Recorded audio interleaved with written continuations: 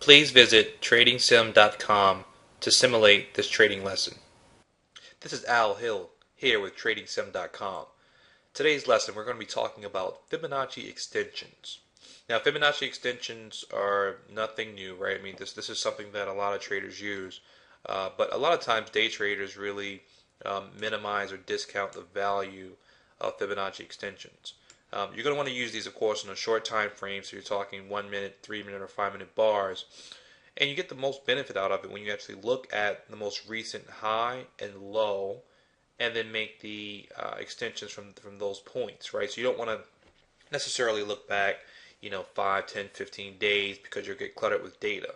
But it really comes in handy when you have a significant gap, like we're looking here with LNCR from 622.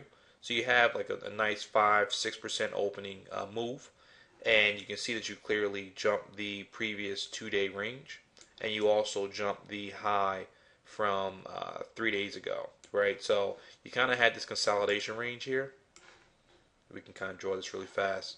Um, as you can see, the stock was in this range. We gap out of this range. Volume's high, but it's not necessarily higher than the volume that took us into the range. So that is a little suspect. But again, the price is always king. So we actually were able to get out of there, out of that box range. So the next question you have to ask yourself as a trader is, where will this stock go? How far will it go?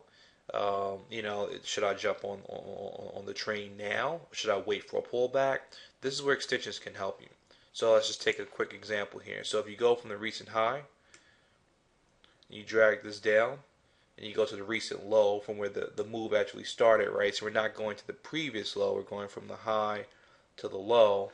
You can see that the 161.8% retracement, which is a big number in Fibonacci, is right around 32.54, so 32 bucks and 54 cents. So if you're a day trader here, and you're trying to figure out, okay, where do I, kind of get on this train, right? Where do I, try to put my money at work? Well, this can kind of give you some expectation of where the stock will face some resistance. So as you can see here, stock's still moving strongly. Things look great. Oh wow, look at this. We have a bit of a pullback here. So, and notice this, right? I mean, this isn't anything major per se, but and notice this isn't anything major, but you kind of have some 3 or 4 good green candles. Boom, come back to the 161.8, and then you start to fail there a little bit, right? Volume's lower on the pullback. So what you could do, again, this isn't science here. There's more art than science, but you're playing the Fibonacci.